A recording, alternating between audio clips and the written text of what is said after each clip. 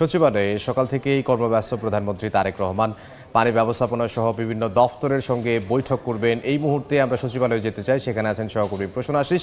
সরাসরি তার কাছ থেকে সবশেষ তথ্য জানবো।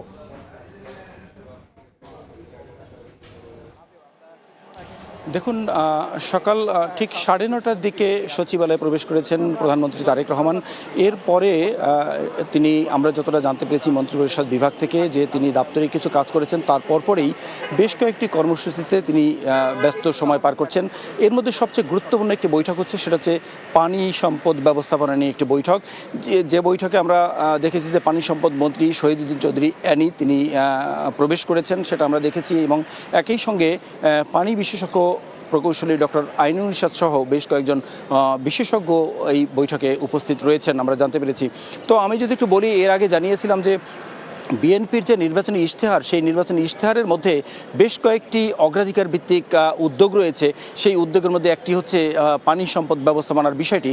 এর মধ্যে একটি অংশ যেটি খাল খনন কর্মসূচি, এরই মধ্যে কিন্তু সেই খাল খনন কর্মসূচির কার্যক্রম শুরু হয়েছে এবং উদ্বোধন করেছেন প্রধানমন্ত্রী তারেক রহমান, যেখানে আগামী 5 বছরের মধ্যে 20,000 কিলোমিটার খাল খননের কর্মসূচি রয়েছে এবং তার মধ্যে 180 দিনে প্রায় 1200 কিলোমিটার খাল খনন করবেন, এরকম একটি উদ্যোগ তারা নিয়েছেন।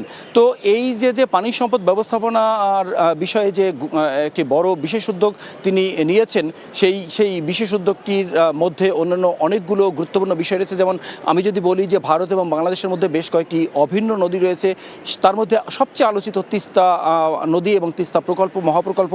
এই তিস্তা মহাপ্রকল্প সহ যে সমস্ত অভিন্ন নদী রয়েছে, সেই নদীর পানি বন্টন কীভাবে হতে পারে, আমাদের ফারাক্কা পয়েন্টে ভারত বাংলাদেশের মধ্যে যে পানির যে সুষম বন্টনের বিষয়টি রয়েছে, সেই বিষয়ে আমি কি তথ্য দিতে চাই যে এটা 1996 সালের 12ই ডিসেম্বর এই চুক্তিটি হয়েছিল, 30 বছর মেয়াদী চুক্তি।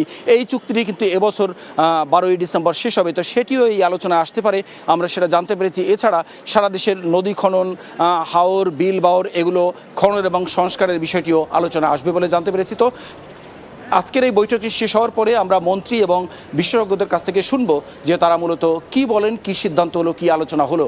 তো তারপরে হয়তো তথ্যগুলো জানিয়ে দিতে পারবো। এই ছিল সবশেষ তথ্য সচিবালয় থেকে। সচিবালয় থেকে সহকর্মী প্রসূন আশিস আমাদের সঙ্গে যোগ দিয়েছিলেন।